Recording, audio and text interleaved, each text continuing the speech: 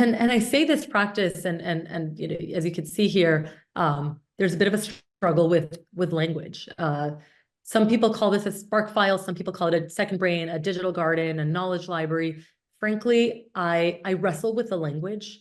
I think second brain feels so without heart.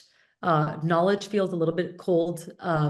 And I've wrestled with it so much that one of the things that I kind of that I have spent a lot of time nurturing is a collection on my library called Unexplainable, where I grapple with the things that are hard to explain in words. In some ways, I'm trying to justify why it is that this thing that I feel is really important is hard to describe. And you could see, that tension. I added this card a month ago. Any classification seems to understate what it is.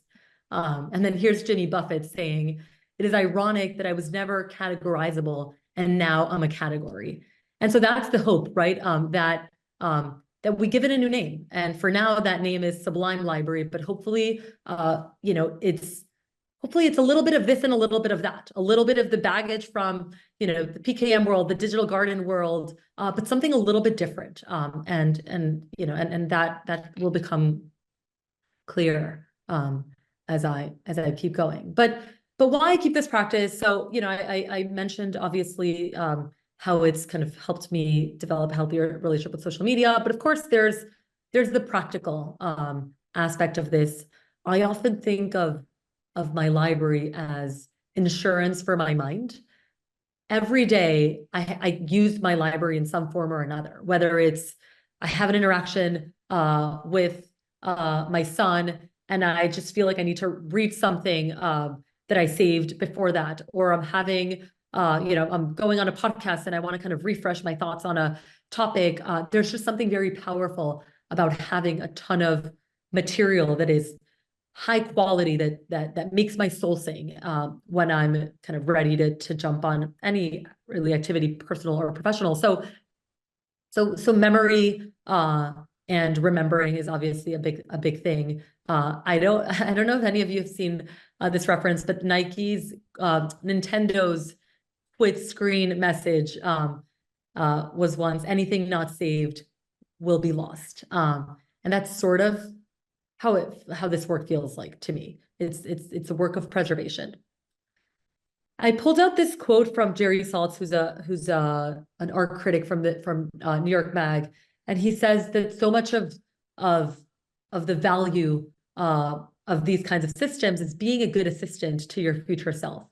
All of the mapping and research and preparation will be your past self giving a gift to your future self. And the number of times that I've kind of planted seeds for dots that connect later.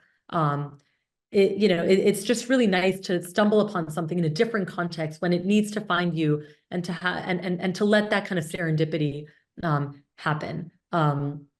And yeah, I mean, the blank page is so daunting that I feel this gift that my past self is giving me every single day. This point around one of the benefits being that it helps me pay attention to what I pay attention to. I think actually it's best illustrated by there's this article by an author who I love. His name is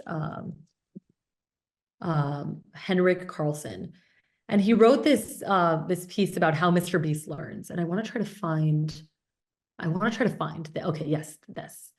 And he said, if you are looking for a friend in a crowd, faces become salient to you. Faces would have otherwise passed you by. If you are making videos, you will notice patterns in the videos you watch. If you're not, you can watch 1,000 videos and have them pass through your head cleanly without leaving a mark. Your memory will have little use for the information and so discards it. You can't just feed your brain information. If you want to learn effectively, you also need a serious project.